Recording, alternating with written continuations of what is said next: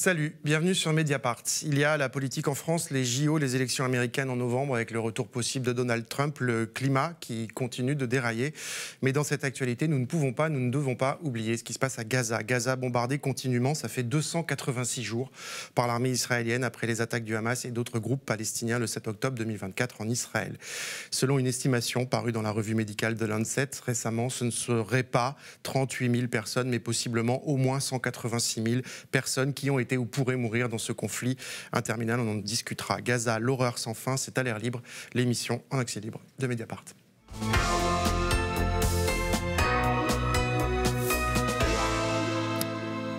Le crime le plus odieux est de s'habituer et de se taire. Ces mots sont ceux du poète palestinien Moussa Abou Toa sur le réseau social X le 4 juillet. À Gaza, les massacres de l'armée israélienne se succèdent. Alors que le monde regarde ailleurs, les souffrances des Gazaouis, chaque jour bombardés, tués et affamés, semblent de moins en moins entendues. Le cessez-le-feu annoncé n'est toujours pas là. La solution politique qui, de la vie générale, est la seule issue possible, est encore plus lointaine. La tension régionale est à son comble. Benyamin Netanyahou est toujours Premier ministre, toujours soutenu par la livraison d'armes américaines, de bombes américaines en réalité. Le Hamas n'a pas été terrassé. Les otages israéliens ne sont toujours pas libérés. L'opinion publique mondiale dénonce un génocide, tandis que la Cour pénale internationale a requis des mandats d'arrêt contre plusieurs dirigeants du Hamas, mais aussi Benyamin Netanyahou et son ministre de la Défense, Yoav Gallant. Voilà pour un premier tour d'horizon aussi rapide que déprimant, et de quoi commencer la discussion avec nos invités. Rachida El Azouzi, salut, journaliste à Mediapart. Amélie Ferré, bonjour. Bonjour. Vous êtes chercheuse responsable du laboratoire de recherche sur la défense au sein de l'IFRI, l'Institut français des relations internationales, spécialiste de la région, et on peut désormais lire vos chroniques sur Mediapart. Merci d'être avec nous. Ziad Majed, bonjour. Bonjour. Vous êtes politologue, professeur à l'Université américaine de Paris. Chaque jour, je l'ai dit, les attaques mortelles d'Israël à Gaza continuent. Selon l'agence de l'ONU pour les réfugiés palestiniens, l'UNRWA, la semaine passée a été une des plus meurtrières depuis le 7 octobre. Alors, on peut faire la liste. Au moins 90 morts samedi dernier dans une série de frappes sur la zone humanitaire, donc protégée, selon le droit international, de Al-Mawassi, près de Khan Younes, dans le sud de la bande de Gaza. Le but de l'opération, selon Israël, était de frapper un des responsables du Hamas, Mohamed Deif. Ce mardi, au moins 23 déplacés palestiniens tués dans une école de l'UNRWA, dans le camp de réfugiés de Nuseirat. Et puis, la semaine passée, on a presque déjà oublié, pendant que l'Europe regardait l'Euro de foot, cette frappe contre une autre école de l'UNRWA à Khan Younes, pendant que des réfugiés, justement, jouaient au foot. Regardez, ça se passe de commentaires.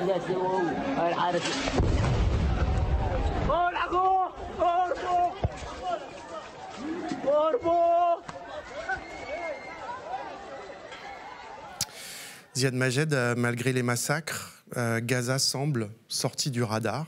Est-ce que nous nous sommes habitués au pire ? Oui, je pense que ce qui est de plus triste dans cette situation par rapport à nous à distance, c'est cette banalisation de la mort des Palestiniens. On a normalisé, on vit avec un génocide à 4 heures de Paris. Et les images, les souffrances, les récits, les rapports ne font plus un effet au niveau au moins de la classe politique et d'une partie des médias. Restent les mobilisations populaires, une partie de l'opinion publique. On parle de nous ici en France, en Europe, aux États-Unis, mais dans le reste du monde, Gaza continue d'être un sujet important, ou là aussi il y a une banalisation ? Moi je pense qu'avec le temps, même là-bas, il y a une banalisation. Si on regarde par exemple le monde arabe, il y a les émotions, mais il y a aussi le sentiment d'impuissance. Il y a des régimes qui ne souhaitent même pas voir des manifestations de soutien aux Palestiniens parce qu'ils ont toujours peur que cela ait aussi des slogans anti-régime en place. Dans le reste du monde, il y a aussi des préoccupations, il y a des conflits invisibilisés. Mais ce qui se passe à Gaza aujourd'hui, couvert avec tellement de documentation, l'un des conflits les plus documentés de l'histoire, après 10 mois quand même, on trouve que la réaction non seulement des gouvernements, mais même de plusieurs acteurs intellectuels, universitaires, n'est pas à la hauteur. Il y a un éducide en place, il y a 106 professeurs universitaires par exemple tués, il y a des dizaines de médecins tués, il y a des dizaines de journalistes tués. Et dans les corps professionnels qui doivent tout de suite exprimer leur solidarité, leur dégoût, leur refus de ce qui se passe, la réaction est très lente et je crains que vivre avec le génocide, c'est juste s'habituer à l'horreur et faire semblant de continuer une vie sans être tout le temps interrompu et perturbé par les cris et par les cadavres. Et c'est terrible. S'habituer à celle-là et s'habituer à d'autres plus tard aussi.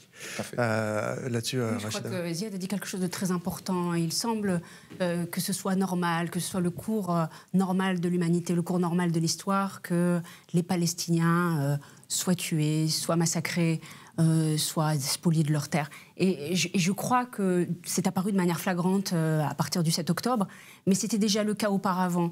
Et j'ai envie de citer un jeune rappeur un jeune rappeur palestinien, MC Abdul, qui a 15 ans et qui chante je suis juste un enfant de Gaza. Est-ce que je peux vivre? Est-ce que nous pouvons vivre? Je crois que c'est la question qui est posée aussi aujourd'hui au monde entier par le peuple palestinien. Est-ce que nous méritons la vie? J'ajouterais aussi que je ne sais pas si c'est la guerre la plus documentée de l'histoire, même si on a cette impression-là, notamment par les réseaux sociaux, aussi par, je vais citer la couverture que nous on fait à Mediapart, qu'on essaie de construire de manière méthodique. Mais il faut rappeler quand même que ce territoire nous est interdit. Il est interdit à la presse étrangère. C'est un scandale, il faut continuer à le dénoncer. Aujourd'hui, les seuls qui peuvent porter la documentation de la guerre à Gaza, ce sont les journalistes palestiniens. Et Ziad l'a dit, ils sont assassinés. Le droit de savoir est assassiné chaque jour. Plus d'une centaine de journalistes, comme on l'a documenté, sont morts à Gaza. Sans oublier les journalistes qui ont été blessés, sans oublier les journalistes qui ont été arrêtés. Amélie Ferré, sur cette question de la banalisation, vous regardez aussi beaucoup ce qui se passe du côté de la société israélienne. C'est intéressant aussi. Est-ce que sur cette discussion de la banalisation, parce qu'elle est importante? Justement, je pense que la couverture journalistique, elle est tout à fait centrale. Et en fait, ce qu'on voit, c'est qu'à l'intérieur de la société israélienne, il y a très peu de couverture sur ce qui se passe à Gaza. Donc évidemment, il y a des soldats qui sont déployés et qui, du coup, ont leur perception du front. Mais la couverture en tant que telle, pour l'arrière, pour les familles qui essayent de comprendre ce qui se passe, elle est complètement inexistante. Et c'est pour ça que le fait qu'Al Jazeera ne soit plus présent dans l'espace médiatique israélien est complètement dramatique. Parce qu'il a été interdit par Benjamin. Exactement, exactement. Donc en fait, les Israéliens vivent dans une forme de bulle cognitive et ont l'impression qu'ils sont dans une citadelle assiégée et que les mondes les critiquent par rapport à ce qu'ils font aux Palestiniens, alors qu'ils sont eux-mêmes convaincus d'avoir l'armée la plus morale du monde. Rachida, que ce qui se passe à Gaza, c'est difficile de décrire ce qui se passe, mais dresse-nous le tableau aujourd'hui de la vie des Gazaouis. Tu as parlé avec certains récemment. Tout à fait. La situation est catastrophique. On est face à un processus de destruction de masse de la vie et de tout ce qui permet la vie. Chaque coin de Gaza aujourd'hui peut être votre tombe. Depuis près de 10 mois maintenant, Israël, en plus de bombarder sans discontinuer Gaza, affame, assoiffe la population, elle la soumet à un blocus impitoyable, elle entrave l'aide humanitaire, son acheminement, ce qui fait que des denrées vitales, de la nourriture, des médicaments, du matériel médical, du carburant ne peuvent pas passer alors que les besoins sont immenses. Ces derniers temps, j'ai échangé quotidiennement avec des Gazaouis. Je pense notamment à Farida Adel Al-Roul, qui est une des dernières à avoir témoigné dans Mediapart. Son récit est absolument insoutenable. Elle explique son combat quotidien pour trouver de la nourriture, pour trouver de l'eau.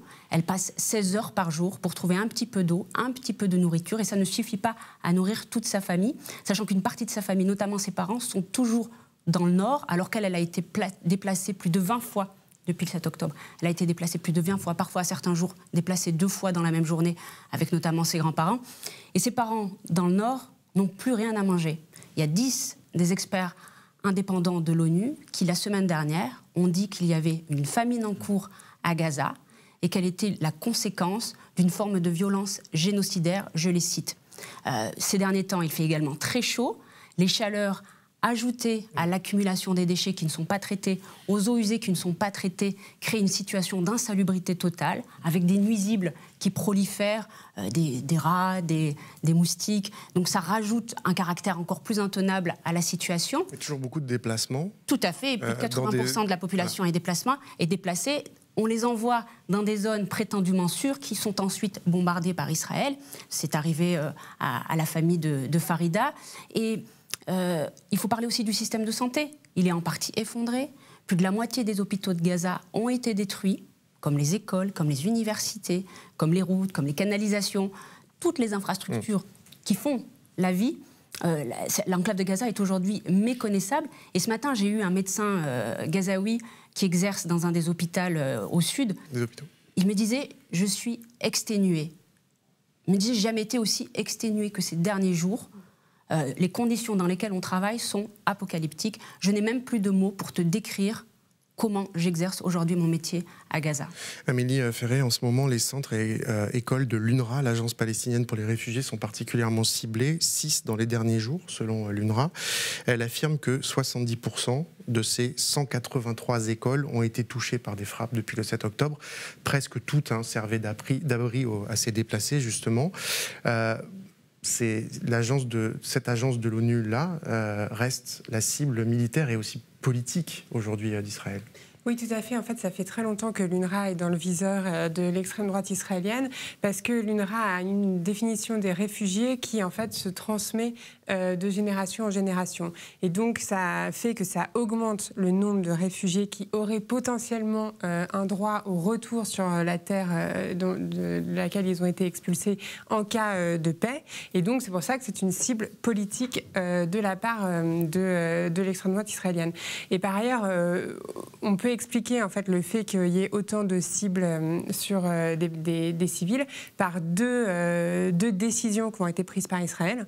D'une part, dans le ciblage, c'est-à-dire l'identification qu'ils ont de ce qu'ils doivent frapper ou non pour atteindre leur objectif militaire, ils ont ciblé ce qu'ils appellent des power targets, c'est-à-dire des cibles qui sont clés dans la structuration de la société palestinienne, de manière justement à désorganiser la société palestinienne et à faire en sorte que le peuple gazaoui se révolte en fait contre le Hamas et donc essaye de livrer des informations sur le Hamas, ce qui n'est pas le cas puisqu'on sait qu'à chaque fois qu'on bombarde des populations civiles, en fait, les populations civiles se soudent avec leurs dirigeants, comme ça a été le cas, par exemple, à Londres pendant la Seconde Guerre mondiale.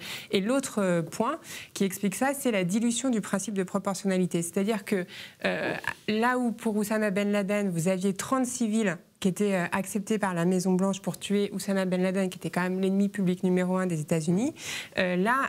Pour quelqu'un qui fait partie du Hamas, qui est un junior operative, c'est-à-dire quelqu'un qui aurait le grade même pas de lieutenant, exactement, donc, qui est en charge d'une petite unité, ils peuvent tuer jusqu'à 100 personnes. Et pour un haut commandant, c'est 300 civils. Donc en fait, on est dans un principe où tous les civils sont complètement considérés soit comme partie prenante avec le Hamas, soit comme quantité négligeable, avec cette idée que il faut faire feu de tout bois. Et donc c'est pour ça qu'ils ciblent aussi des écoles et des hôpitaux. Ziad. Oui, moi je pense que aussi la question clé, c'est cette destruction de la société palestinienne. L'idée d'anéantir toute possibilité d'existence d'une entité palestinienne. Si on voit la politique adoptée depuis le début de cette guerre, à la fois il y a l'urbicide, donc la destruction de tous les espaces urbains, les grandes villes. Gaza, c'est la plus grande ville de la Palestine historique, démographiquement parlant, détruite presque aujourd'hui. Il y a des domicides, l'idée de frapper les Palestiniens dans ce qui est de plus intime, le chez-soi, là où il y a les souvenirs, là où il y a une appartenance, un voisinage, un tissu social, un vécu. Il y a l'écocide, donc tout leur système d'agriculture, tout le système écologique dans lequel ils peuvent vivre, qui a été frappé, brûlé. Les images satellites montrent une différence énorme entre certains terrains où il n'y avait même pas d'opération militaire. Donc l'idée est claire, c'est juste de brûler et de détruire. Et puis il y a ce qu'on avait évoqué, l'éducide, donc tout le potentiel humain, l'avenir des Palestiniens, l'enseignement, l'éducation, l'anéantir également. Et c'est pour cela que quand on parle d'un génocide, il y a non seulement ces pratiques-là qui le confirment, avec la famine orchestrée, avec l'aide humanitaire souvent bloquée par décision, avec le siège. Il y a en plus toutes les déclarations. Et toutes les métaphores, et tout ce qui a été dit pendant un moment qui mène à cela et qui traite les Palestiniens d'êtres vivants et non pas d'êtres humains qu'on peut tuer. Même, il y a le 972 Magazine, le journal israélien en ligne, qui évoque à partir de témoignages de soldats que de temps en temps, quand ils s'ennuient, puisqu'il n'y a pas de combat, ils ont eu l'autorisation de tirer, de brûler, et ils se filment en le faisant, parfois en envoyant même des cadeaux volés aux maisons palestiniennes à leur famille. Donc c'est une situation de génocide. C'est vrai qu'il y a des déclarations génocidaires des dirigeants israéliens. Je pense notamment au président Herzog qui avait dit aucun civil n'est innocent à Gaza. Donc ça veut dire que, ce qu'a très bien expliqué aussi Amélie, c'est que finalement chaque civil à Gaza est une cible légitime. Et simplement, ce que je dirais, c'est que pour observer s'il y a un génocide ou pas, on peut voir les pratiques, donc comment ils font leur ciblage, quel type de munitions ils utilisent, où est-ce qu'ils ciblent, etc. Mais on peut voir aussi effectivement le discours, puisque toute la notion, elle repose sur la question de l'intention. Et en fait, dans le discours de l'extrême droite israélienne, l'idée, c'est que leur vision du conflit, c'est que en fait, il faut réduire les Palestiniens à une minorité qui pourrait tolérer en Israël sur le modèle des Palestiniens qui vivent déjà en Israël, et que donc pour ça, soit on expulse les Palestiniens, soit on les tue en fait. Et le discours politique, il en est là aujourd'hui. Et c'est le vœu notamment des deux figures suprémacistes juives que sont Smotrich, ministre des Finances, et Ben Gvir, ministre de la Sécurité nationale. Et ils le disent clairement, pour eux, il faut recoloniser Gaza, il faut expulser... et ils ont aujourd'hui des portefeuilles et un rôle très important au sein du gouvernement Netanyahou. On va y venir sur le gouvernement, mais le 5 juillet, je reviens aussi là-dessus, une note de 3 chercheurs spécialistes de santé publique est parue sur la site de la revue médicale de Lancet. Voilà ce que dit cette note. Dans des conflits récents, les morts indirectes vont de 3 à 15 fois le nombre de morts directes.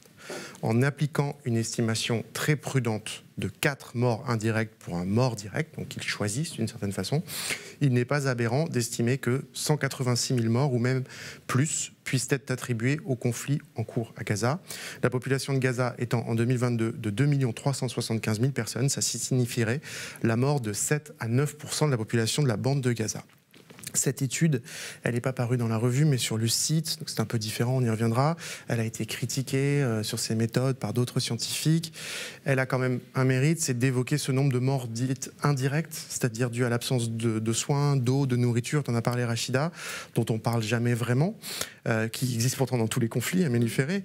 Et elle, évidemment, elle donne un peu le vertige, puisqu'on se rappelle que dans les mois précédents, la question c'était de savoir est-ce que les chiffres donnés par le ministère de la Santé palestinien, aujourd'hui 38 000 morts, sont fiables ou pas. Ils ont toujours été remis en cause par différentes instances, et notamment le gouvernement israélien. Aujourd'hui, là, ce qui est donné comme ordre d'idée par ces chercheurs, c'est de toute façon radicalement différent. Donc, qu'est-ce qu'on peut dire de cette étude ? Alors, ce qu'on peut en dire, c'est qu'effectivement, dans le décompte, il faut faire la distinction entre donc, les morts directes qui résultent de frappes et les morts indirectes. Donc là, il y a tous les gens qui sont morts aussi ensevelis sous les décombres, qui sont morts de faim, d'absence de traitement, d'absence de médicaments, à la suite d'amputations, etc. Et je pense que, oui, le gouvernement... Alors, en Israël... Il y a un débat énorme sur ces chiffres parce que, en fait, l'opinion qui est quand même assez répandue, c'est que ces chiffres sont faux et que, en fait, les morts civiles sont fausses aussi et que d'ailleurs les vidéos où on voit des morts civiles sont également fausses. Donc il y a vraiment cette bulle cognitive de dire... c'est répandu, c'est-à-dire c'est pas quelques personnes qui disent ça. Exactement. C'est ce qui se dit. Non, c'est répandu. Évidemment, on ne peut pas résumer une société en une phrase, mais voilà. Par contre, le renseignement américain avait déjà alerté sur le fait que les chiffres donnés par le Hamas étaient pour eux sous-estimés. Et le gouvernement, les renseignements militaires américains ne peuvent pas être suspectés de biais pro-palestiniens. Donc, et simplement pour donner un ordre d'idée aussi, parce que c'est très important de bien le comprendre, les cadences en fait, de frappe sur les premiers mois de la guerre ont été inédites. Pourquoi ? Parce qu'ils ont utilisé de l'intelligence artificielle pour augmenter leur cadence de frappe. Ce qui fait qu'on a inédite par rapport à d'autres conflits armés ? Par rapport à d'autres conflits armés. Et donc, quand on prend par exemple l'Afghanistan, en 20 ans de guerre, 2001-2021, on a à peu près 50 000 morts civiles. Quand on prend l'Ukraine, 2 ans et demi de conflit, on a à peu près 10 000 morts civiles. Donc là, on en est à beaucoup plus, simplement en comptant les morts directes. Donc en fait, tout ça, c'est important pour que les gens arrivent à conceptualiser le fait que ce qu'on voit à Gaza, c'est un taux de létalité d'un conflit qui est quasiment inconnu pour une force occidentale au XXIe siècle. J'ajouterais juste par rapport aux chiffres, puisque, comme il a été dit, toujours on a questionné la crédibilité des chiffres, on les a attribués au Hamas aussi pour décrédibiliser le nombre ou le décompte des morts.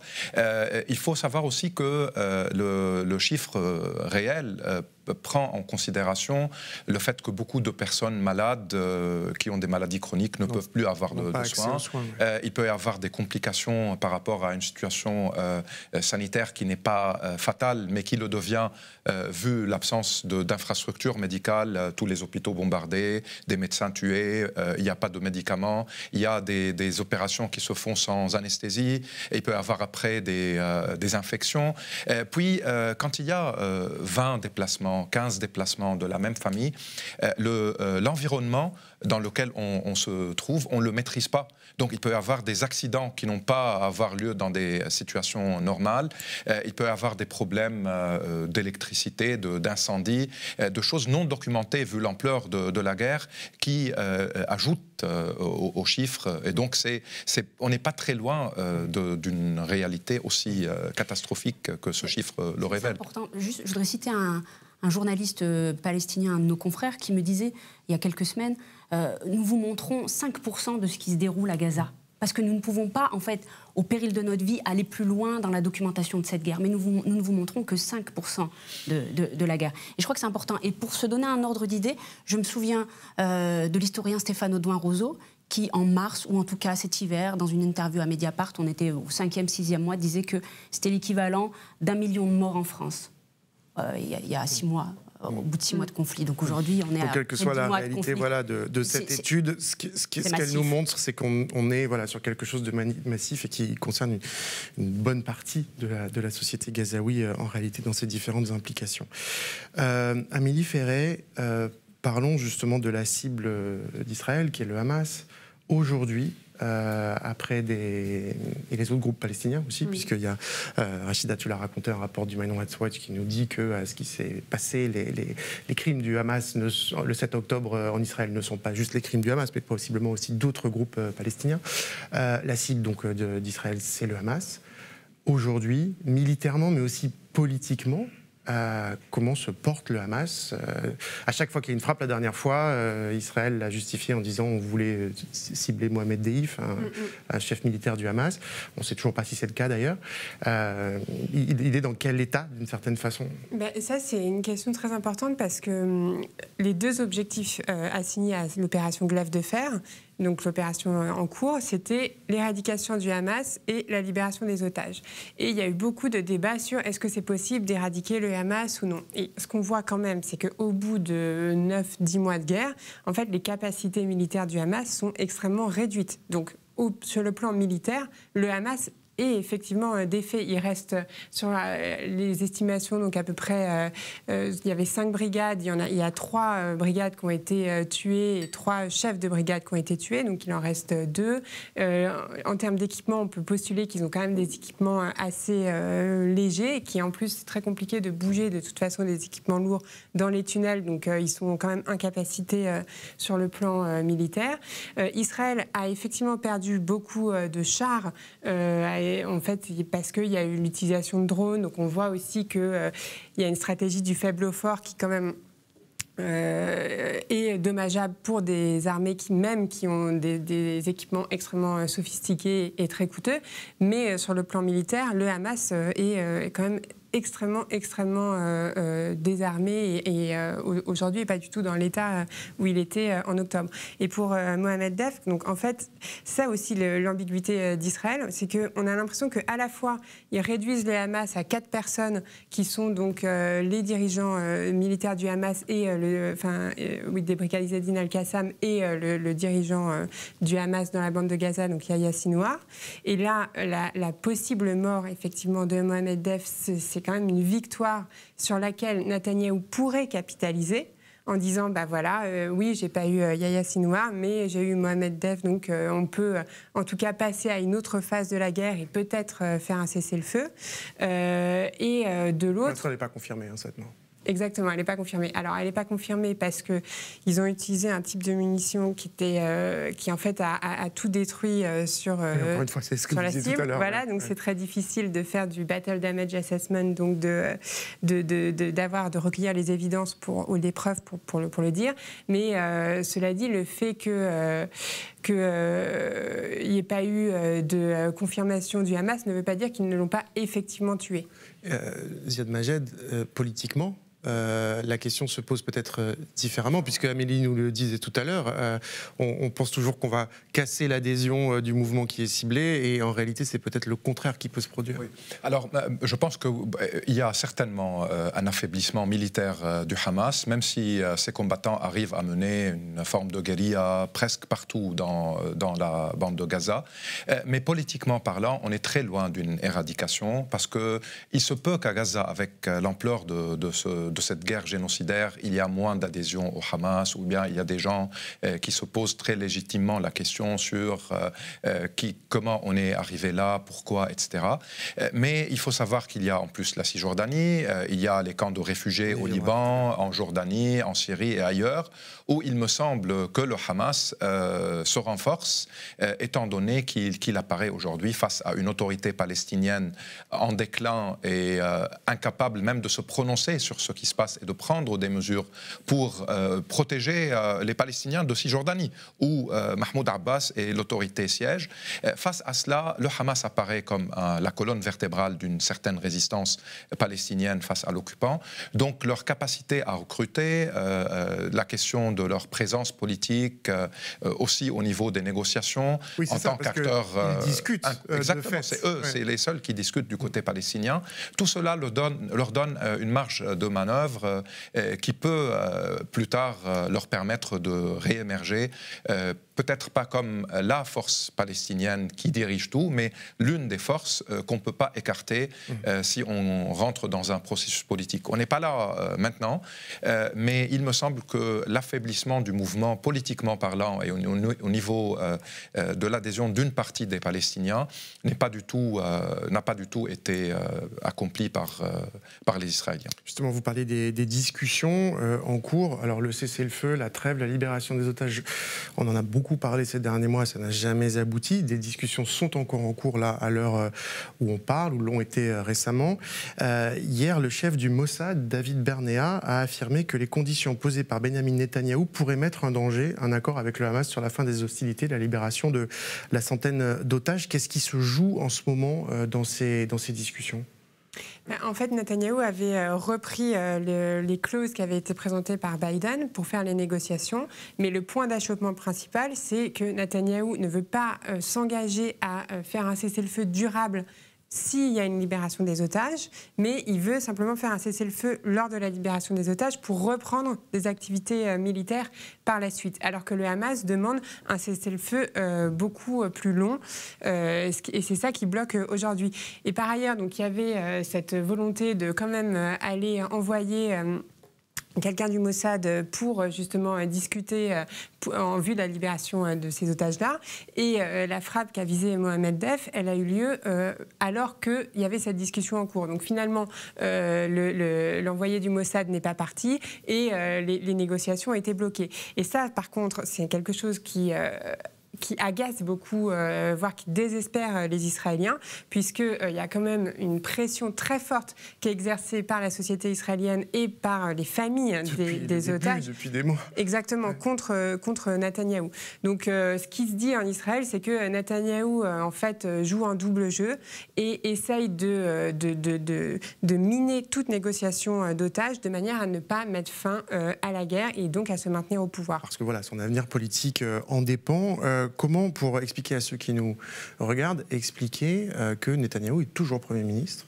Il a été lâché par son adversaire Benny Gantz, qui a été dans le cabinet de guerre maintenant dissous. Alors c'est quoi ? Comment l'expliquer simplement aux gens qui peut-être ne comprennent pas, tout simplement. C'est très simple. En fait, Benny Gantz ne faisait pas partie de la coalition parlementaire. Donc, du coup, sa coalition, elle tient toujours. Il a toujours la majorité au Parlement. notamment avec l'extrême droite dont parlait Rachida tout à l'heure. Non, c'est le système politique israélien aussi, où les élections se font à la proportionnelle au sein du Parlement. Et donc, mathématiquement, il a toujours une alliance lui permettant une majorité. Son alliance avec l'extrême droite, et il peut toujours élargir de temps en temps dans des moments comme celle de la guerre, où il a invité d'autres personnes à rejoindre son gouvernement de coalition. Mais sinon, il peut toujours consolider sa majorité avec des alliances. Et d'autant plus que face à lui aussi, il n'y a pas une alternative qui s'impose de plus en plus, puisque l'opposition est fragmentée et puisque aujourd'hui c'est un moment de guerre, donc tout peut attendre dans un sens. Est-ce que son pari c'est Donald Trump en novembre? Petite incise par les élections américaines, ou est-ce que... Pour moi, que ce soit Biden ou Donald Trump, pour lui, il a un boulevard, en fait. Parce que Biden, on le voit, il n'est pas du tout en état d'imposer une pression sur Netanyahou et d'utiliser les leviers qu'il faudrait pour contraindre Netanyahou. Je l'ai dit, je le dis beaucoup, mais il a encore livré des armes là récemment, des grosses armes, des grosses bombes qui détruisent des quartiers entiers. Et le point d'ailleurs sur l'opposition, il est fondamental, parce qu'en fait, on a l'impression, nous en France, que si on enlève Netanyahou, ça va changer. Mais non. Parce que Benny Gantz, il a le même agenda que Netanyahou. Simplement, il est plus enclin à faire une négociation pour les otages et moins enclin à aller faire la guerre au Liban. Mais sur la question palestinienne, il y a un accord. Oui, il faut rappeler que le 7 octobre a sauvé et en même temps condamné Benjamin Netanyahou. C'est pour ça qu'il se maintient aujourd'hui par la guerre, alors même qu'il n'a pas réussi à protéger la population israélienne, qu'il n'a pas réussi à faire libérer les otages, et qu'il est quand même le symbole aussi de l'échec sécuritaire du 7 octobre. Mais ce qui lui permet... Sur lequel il refuse une commission d'enquête. Tout à fait. Mais ce qui lui permet de se maintenir, c'est la guerre, parce que si la guerre demain se termine, eh bien, son gouvernement tombe, et puis lui aussi, c'est la fin de sa carrière politique. Il a plusieurs accusations de corruption, d'abus de biens sociaux, de fraude derrière lui. Donc, c'en est terminé d'un homme politique quand même qui a toujours su, au long de ces décennies, se faufiler et se maintenir en place. Et je voudrais ajouter quand même qu'aujourd'hui, la société israélienne, elle est fracturée en deux blocs. J'ai beaucoup d'observateurs qui me disent cela aujourd'hui. Je pense notamment à Ilan Pappé, cet historien qui n'est pas consensuel israélien, mais qui, en même temps, fait un travail parce qu'il porte un discours différent. Il remet en cause notamment le mythe national d'une terre sans peuple, pour un peuple sans terre. Lui, il parle déjà de génocide, ce qui est très rare dans la société israélienne, qu'on vous dise qu'il y a un génocide en cours à Gaza. Il dit que ce n'est pas de l'autodéfense, c'est un génocide en cours. Mais ce qui est intéressant, c'est qu'il dit qu'aujourd'hui, la société est fracturée en deux blocs. Il y a deux États. Il y a l'État d'Israël, qui est porté par le bloc libéral, laïque, et puis il y a l'État de Judée, qui est porté par le bloc religieux, et notamment par les colons de Cisjordanie. Et il parle d'une guerre civile froide entre les deux. Et lui, ça l'inquiète terriblement.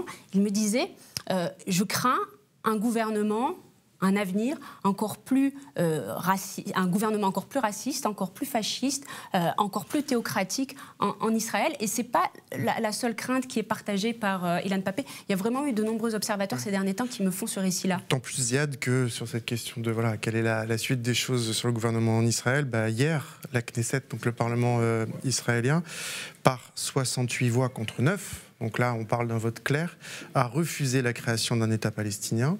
Et la résolution de refus disait que, je cite, l'établissement d'un État palestinien au cœur de la terre d'Israël poserait un danger existentiel pour l'État d'Israël. On parlait de négociations politiques tout à l'heure, on n'est clairement pas dans cette optique-là. Ouais, absolument. En fait, je voulais dire deux choses. La première, par rapport à Biden-Trump, je suis peut-être un peu plus hésitant par rapport à l'option Trump, elle sera pire.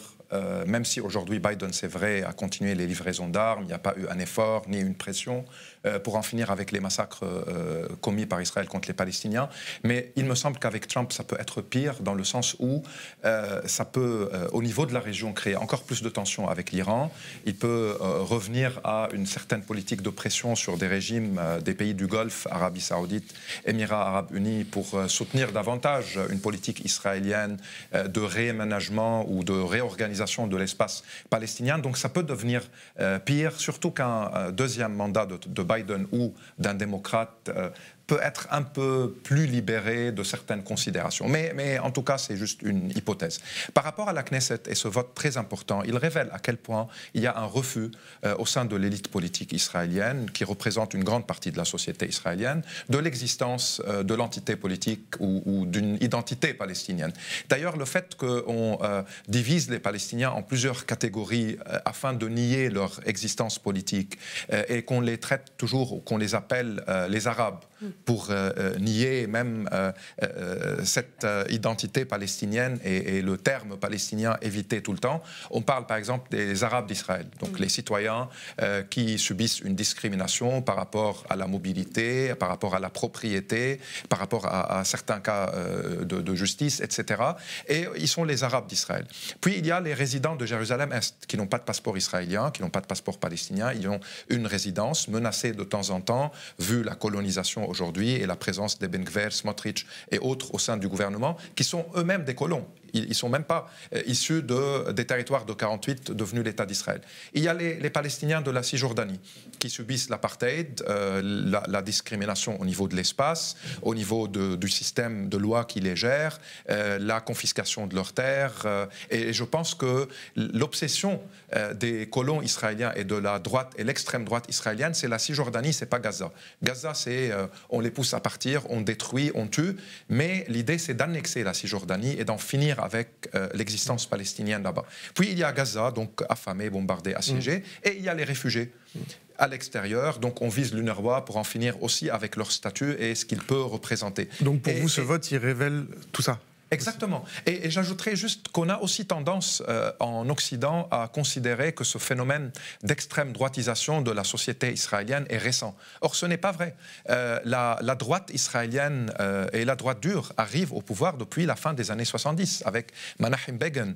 Et depuis les années 70, il y a souvent eu des gouvernements de droite avec des parenthèses travaillistes. Yitzhak Rabin, assassiné par un extrémiste juif d'extrême droite, dont les descendants siègent aujourd'hui dans le gouvernement Netanyahou.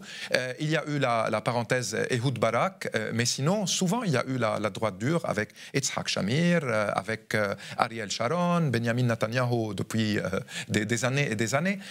Donc, ce phénomène existe. Et ce qui a affaibli la gauche israélienne aussi, c'est que les Palestiniens d'Israël, donc les citoyens d'Israël en 1948, ont commencé à partir d'un certain moment à créer leur parti politique, à voter pour leur parti politique et ne plus se contenter à voter pour une gauche israélienne qui les trahit à chaque moment décisif de l'histoire, que ce soit au niveau des négociations ou des guerres. Donc c'est une société qui est très à droite, qui refuse aujourd'hui en sa majorité l'existence des Palestiniens politiquement parlant et tout ce qui se passe aujourd'hui le montre, ce qui peut aussi donner à Benjamin Netanyahou encore plus de temps, étant donné, comme vous disiez, il est menacé non seulement politiquement, mais même au niveau juridique par des affaires de corruption et d'autres, si jamais il perd son poste de Premier ministre. Cette résolution, elle est claire, pas seulement par le nombre de voix pour et de contre, seulement 9. Elle est claire parce que c'est un message très fort qui est adressé aussi au principal allié d'Israël, les États-Unis. La semaine prochaine, Biden reçoit Netanyahou et Netanyahou doit rencontrer le Congrès américain, il doit s'exprimer devant le Congrès américain. Et donc, clairement, il affiche l'option qui, pour lui, est sur la table, qui n'est pas l'option de 2 États ou d'un seul État. Son option, c'est le statu quo. Et on le voit au quotidien, finalement, avec la colonisation qui se poursuit en toute impunité en Cisjordanie. On le voit également avec la guerre totale qu'il est en train de livrer aujourd'hui à Gaza. Sa solution, c'est le statu quo, c'est la moins coûteuse. Et c'est son vœu aujourd'hui, c'est celui-ci. Ce n'est pas de tendre vers une solution de paix pour 2 États. Mais plus que du statu quo, c'est parce que c'est la poursuite de la guerre et aller plus loin dans l'annexion. Tout à fait, ouais. Tout à fait. Karim Khan, le procureur de la CPI, la Cour pénale internationale, a annoncé en mai requérir des mandats d'arrêt pour crimes de guerre et crimes contre l'humanité contre des dirigeants du Hamas, Yahya Sinwar, Mohamed Deif, on en parlait tout à l'heure, et Ismaël Haniyeh. Il a aussi requis des mandats d'arrêt contre Benjamin Netanyahou et son ministre de la Défense, Yoav Gallant. Ce qui a indigné depuis des mois le gouvernement israélien, ce qui est beaucoup commenté en Israël. Hier, une chaîne de télé, Channel 14, je crois, Channel 14, disait que c'était peut-être imminent, peut-être dans 2 semaines, il y a un débat juridique là-dessus parce qu'on ne sait pas vraiment. Est-ce que vous êtes d'accord, Amélie Ferré, sur le fait que, c'est ce que disait par exemple l'ancien Premier ministre du Likoud, Ehud Olmert, dans Haaretz il y a quelques jours, vous verrez le jour où ça se passera, nous serons tous finalement jugés coupables d'une certaine façon. Est-ce que c'est ça, par exemple, qui peut réveiller d'une certaine façon la torpeur de la société israélienne dont vous parlez, ou pas vraiment? Alors, en fait, la question de la CPI, c'est une question qui remonte en fait, dès 2011, quand il y a eu la décision par les Palestiniens de judiciariser le conflit. Parce que les Palestiniens se sont dit, bon, nous, on a renoncé à la force armée par les accords d'Oslo, sauf le Hamas, évidemment. Mais on n'a pas renoncé à avoir un État, donc on va utiliser le droit et on va un peu jouer le jeu pour finalement avoir un État. Et donc il y a eu tout un processus que je ne décrirai pas ici, mais bon, pour obtenir que la CPI se déclare compétente. Et ça, la Cour, la droite israélienne est vent debout depuis, mais très longtemps. Enfin, Netanyahou, à chaque fois qu'il croisait un ambassadeur français, depuis des années, il lui parlait de la CPI. Il a comparé la CPI à un niveau de menace pour Israël qui était sur le même plan que l'Iran. Donc voilà, la Cour a été du coup extrêmement décrédibilisée.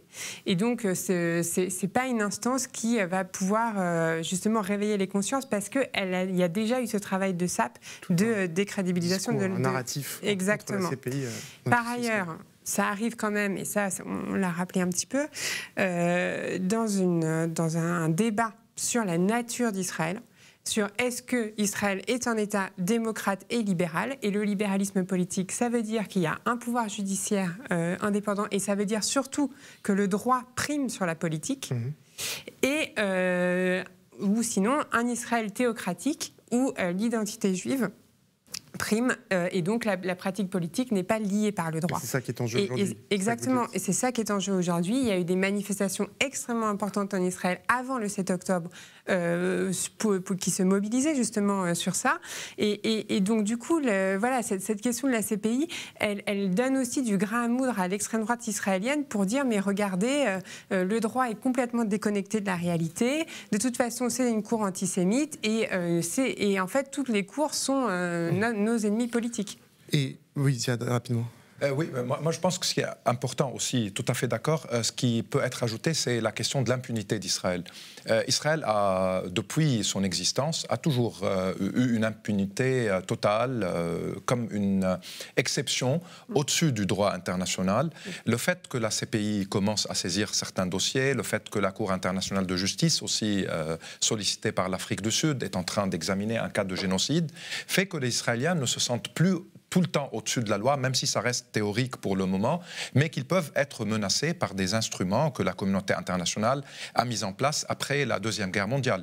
Donc leur réponse est surtout une instrumentalisation de l'antisémitisme en traitant la Cour pénale, la Cour internationale de justice et toute instance qui peut mettre en doute et qui peut modifier cette configuration d'exceptionnalisme au-dessus de la loi, on peut l'attaquer et évoquer l'antisémitisme, ce qui nuit aussi à la vraie bataille contre l'antisémitisme, tellement ça a été instrumentalisé par le gouvernement Netanyahou. Pourtant, Rachida, il y a une application concrète de ce qui se passe en Israël par rapport aux droits humains, et c'est pas juste à Gaza, c'est pas juste en Cisjordanie, c'est aussi dans ce qui se passe dans les prisons israéliennes, où là, énormément d'informations, de rapports commencent à être très précis sur le sort fait à des milliers, dizaines de milliers de détenus palestiniens, parfois avec des cas de torture et de mort. Tout à fait. Alors, des anciens détenus, des ONG de défense des droits humains israéliennes et palestiniennes et des lanceurs d'alerte israéliens ne cessent de dénoncer depuis des semaines, des mois, des conditions inimaginables en matière de torture. Ils documentent précisément des abus systémiques, des tortures systémiques. J'ai notamment travaillé, moi, sur le cas très précis de Sde-Teman, qui est un camp militaire. Donc, ce n'est pas une prison sous la garde de l'administration pénitentiaire, c'est un camp militaire qui est dirigée par l'armée israélienne. Et on n'est pas très loin de Gaza, on est dans le désert du Negev, dans le sud d'Israël. Et là, des centaines de Palestiniens de Gaza ont été détenus, enfermés, dans des conditions inhumaines.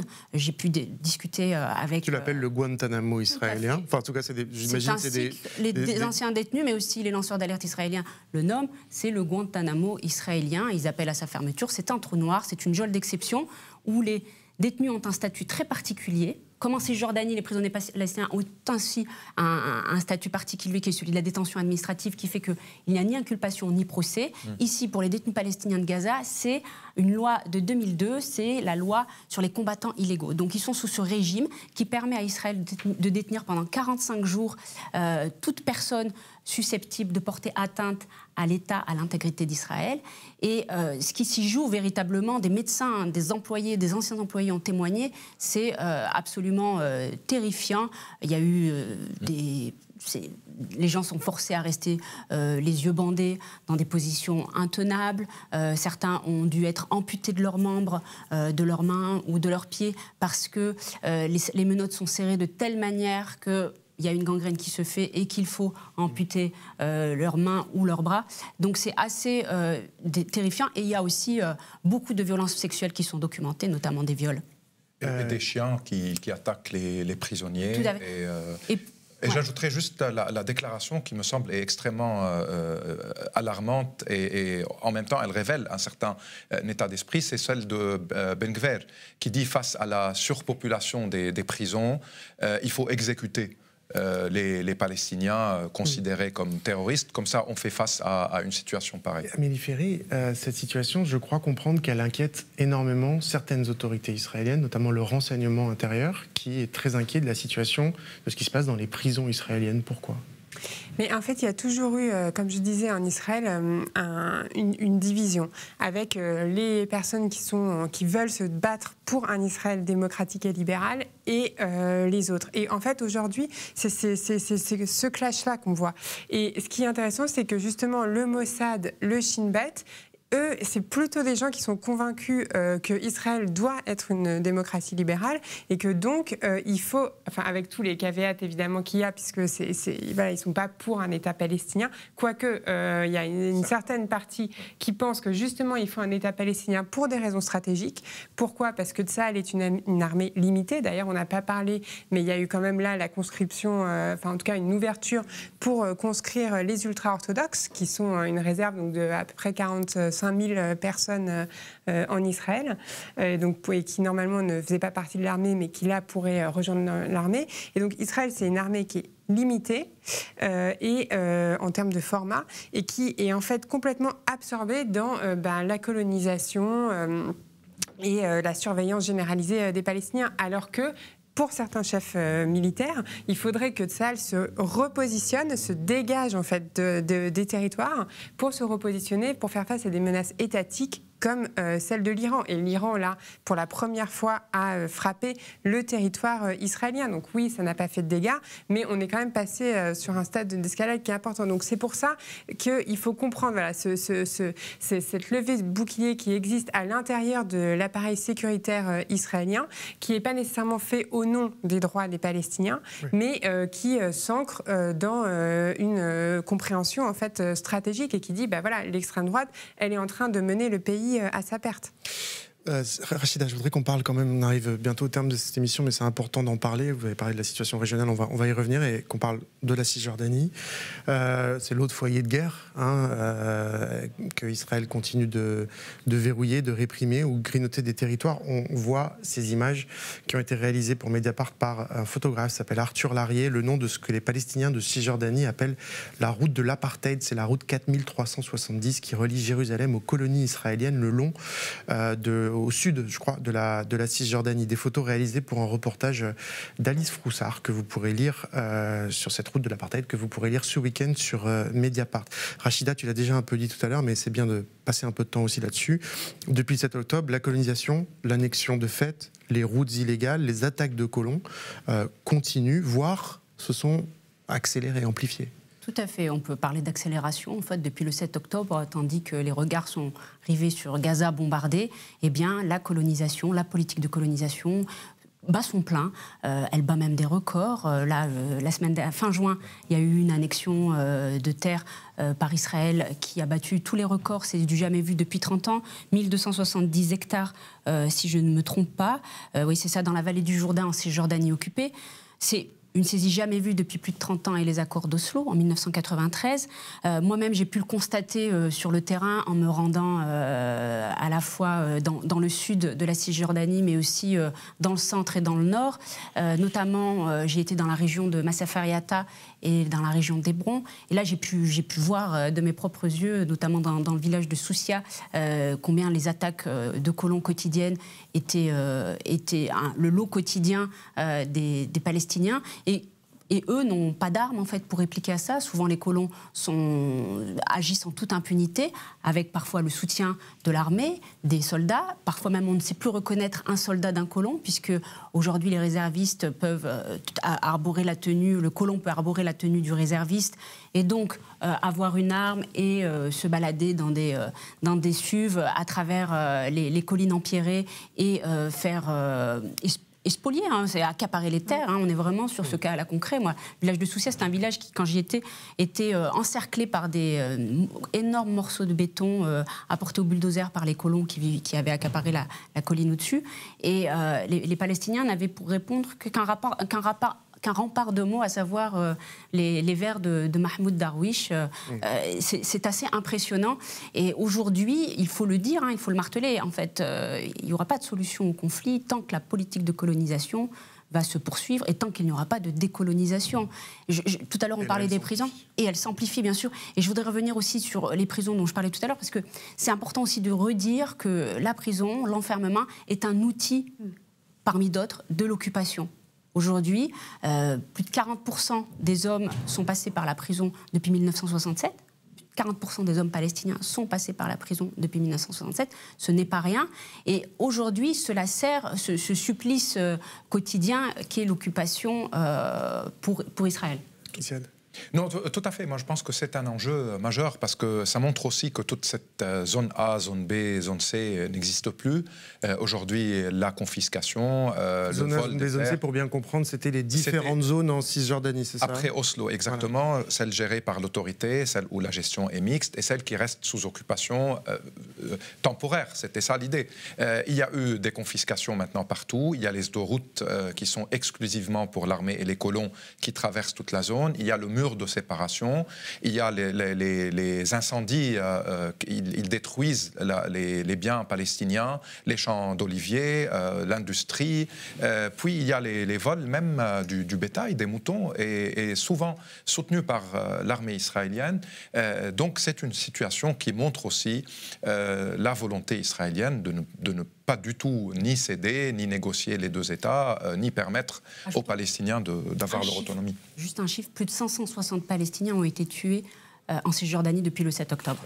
Amélie Ferré, vous avez écrit dans votre dernière chronique pour Mediapart, c'est une mécanique de la haine qui se met en place en Cisjordanie.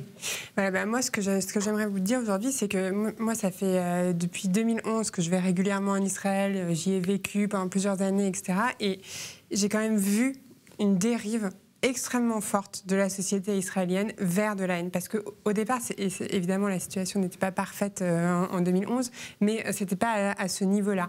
Et effectivement, ce qui se passe en Cisjordanie est vraiment au-dessus de toute imagination. Enfin, là, j'aimerais déjà rappeler que Itamar Ben-Gvir arme des milices à l'intérieur de la Cisjordanie, c'est-à-dire qu'il distribue des armes justement... Il est ministre de la Sécurité nationale. Donc c'est lui qui est responsable des prisons. Et effectivement, il a dit que la solution à la surpopulation des prisons, c'était d'appliquer la peine de mort. Et par ailleurs, il arme donc des colons qui, à des fins d'autodéfense, qui donc peuvent simplement aller prendre une arme et ensuite repartir.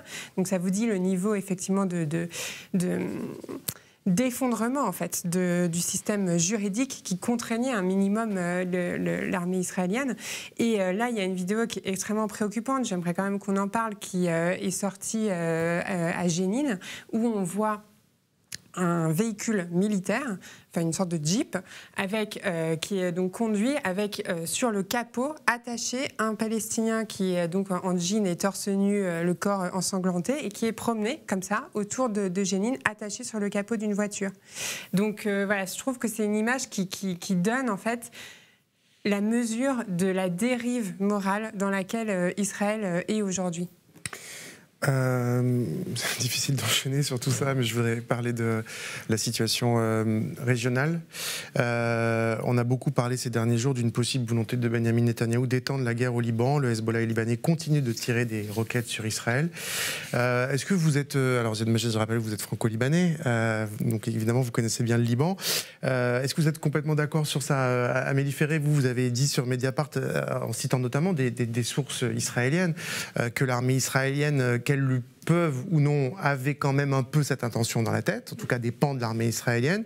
Et je voudrais, expliquez-nous, et puis Ziad, vous rebondirez, et puis on conclura. Oui. Voilà, donc ce qui est quand même important pour comprendre la psyché israélienne, c'est que sur le plan stratégique, ils sont face à un dilemme. Et effectivement, Israël est menacé par le Hezbollah, qui a un arsenal de à peu près qui est estimé à 150 000 roquettes, qui est capable de faire des frappes de précision, donc rien à voir avec le Hamas, c'est-à-dire que régulièrement le Hezbollah diffuse des vidéos dans lesquelles, donc c'est des sortes de cartes satellites où ils identifient des cibles, soit des bases militaires, soit des infrastructures énergétiques, et ils disent attention, on va vous cibler ici, et on a la capacité de le faire parce qu'on a des kits de guidage sur nos missiles, et donc on peut très bien les frapper. Et par ailleurs, il y a quand même 80 000 personnes israéliennes qui sont déplacées au nord d'Israël, c'est-à-dire qu'ils ne peuvent plus rentrer chez elles. Là, elles avaient l'espoir de rentrer pour scolariser les enfants à la rentrée scolaire, mais finalement, ils vont devoir rester plus longtemps, ce qui coûte très cher à l'État d'Israël. Donc, Israël se dit, voilà, après le 7 octobre, on ne peut plus revivre en se disant ce qu'ils disent en hébreu Yé Besséder, c'est-à-dire ça va aller, le Hezbollah, bon, il nous envoie quelques roquettes de temps en temps, mais on va partir du principe que ça va bien se passer. Je pense que ça, c'est plus possible pour les Israéliens. Et donc, ils sont dans un dilemme stratégique. Pourquoi? Parce que s'attaquer au Hezbollah, ils le font déjà, on y reviendra, mais s'attaquer, c'est-à-dire vraiment avoir une offensive terrestre pour déloger le Hezbollah et les faire reculer derrière le fleuve Litanie, ça veut dire prendre des salves de roquettes qui peuvent saturer le dôme de fer, donc leur défense antiaérienne, et donc qui peuvent avoir donc, des frappes qui sont vraiment dans les villes, Haïfa, etc., beaucoup plus importantes. Alors ça, je pense que cela dit, ce risque, il peut être mitigé justement si les Américains envoient un porte-avions dans la région pour traiter du porte-avions une partie des salves de roquettes. Ce serait un scénario qui serait possible, mais qui dépend effectivement de la volonté de la Maison-Blanche. Ziad, sur la possibilité d'une extension, c'est aussi une des choses dont on parle beaucoup, évidemment, et puis on voit qu'évidemment c'est très tendu, bien sûr, quand même, il ne se passe pas rien, c'est quand même tous les jours, Exactement. Moi je pense que la guerre est déjà là, depuis le 8 octobre. Côté libanais, il y a aujourd'hui près de 600 morts, dont plus d'une centaine de civils. Parmi les civils, il y a aussi des réfugiés syriens au Liban. Il y a des secouristes, des ambulanciers. Il y a 3 journalistes et leurs chauffeurs. Donc, et il y a évidemment les combattants du Hezbollah et de certaines autres formations. Donc la guerre est là. Il y a 90 000 à 100 000 déplacés internes libanais qui ont quitté leur village dans la région du sud du fleuve Litanie. C'est un fleuve qui parcourt le pays de l'est vers la mer Méditerranée en séparant le sud en 2 parties. Donc les Israéliens considèrent qu'il y a une condition pour eux pour cesser les bombardements, c'est à la fois que Hezbollah arrête d'envoyer les missiles et qu'il retire ses armes et ses membres vers le nord du fleuve Litanie. Sauf que non seulement c'est pas réaliste, les membres du Hezbollah sont souvent les enfants des villages et des villes du sud Liban, donc ils vont pas se retirer de leur maison pour aller vivre ailleurs. Il peut y avoir un compromis s'agissant du retrait des armes lourdes du Hezbollah vers le nord du fleuve Litanie, et de toute façon il y a la FINUL qui est déployée là-bas depuis 1978. La première invasion israélienne du Liban, Hezbollah n'existait pas. Force onusienne, donc. Une force onusienne. Et elle a été, exactement, il y a à peu près 700 Français aujourd'hui qui font le service logistique et militaire. Donc, 78, elle s'est déployée au sud Liban. Et puis, après la guerre de 2006, il y a eu une nouvelle résolution, 1701, pour que son déploiement soit consolidé, renforcé. Sauf que du côté israélien, il n'y a jamais eu non plus un respect de la 1701, puisque les drones et l'aviation israélienne violent tout le temps la souveraineté libanaise. Et si on vit dans le sud, on entend le bruit extrêmement désagréable et pénible à longueur de journée. Donc, du côté israélien, il doit y avoir aussi un respect de la souveraineté aérienne libanaise. Et les négociateurs aujourd'hui, que ce soit les Qataris, les Français, les Britanniques ou surtout les Américains, essayent de trouver un compromis autour de cela. Un retrait des armes lourdes du côté Hezbollah et que les Israéliens arrêtent les drones. Mais on est très loin. Ce qui fait que les risques de voir une intensification des bombardements, le risque est là, évidemment. Et à chaque fois un émissaire occidental arrive à Beyrouth, il menace le gouvernement libanais en leur disant que si Hezbollah n'arrête pas, Israël va envahir le Liban. Ils ont donné, les Français par exemple, avaient évoqué juin comme le mois où Israël va envahir le sud du pays. Les Britanniques ont parlé du 15 juillet. Ils ont donné une date encore plus précise. Aujourd'hui, on a dépassé cela. Les Américains évoquent le 1er septembre, date de la rentrée scolaire. Donc les déplacés israéliens doivent revenir chez eux pour faire leur rentrée scolaire là-bas. Moi, je pense qu'il y a beaucoup plus de menaces, car les Israéliens, aujourd'hui, militairement parlant, n'ont pas les moyens d'envahir. Mais par contre, ils ont les moyens de détruire le sud du fleuve Litani, donc une grande partie du sud, ce qui est en cours aujourd'hui. Ils ont utilisé à 113 reprises le phosphore blanc. Et il y a des villages dévastés, il y a des zones agricoles brûlées avec toutes les pertes humaines. Et il y a énormément de pression aussi au Liban parce que c'est un pays qui connaît un effondrement économique et financier. Même les gens qui ne veulent pas quitter, ils n'ont pas les moyens non plus, si jamais il y a des dégâts, de réparer. Leur argent, s'ils en ont, est bloqué au niveau des banques. Il y a, en 2006, la reconstruction de Liban s'est faite avec des soutiens des pays du Golfe. Aujourd'hui, ça ne va pas être le cas pour des raisons politiques. L'Iran avait, avec les prix du pétrole, beaucoup de budget, ce n'est pas le cas aujourd'hui. Donc il y a aussi du côté libanais beaucoup de craintes que cette guerre s'intensifie et mène à plus de dégâts.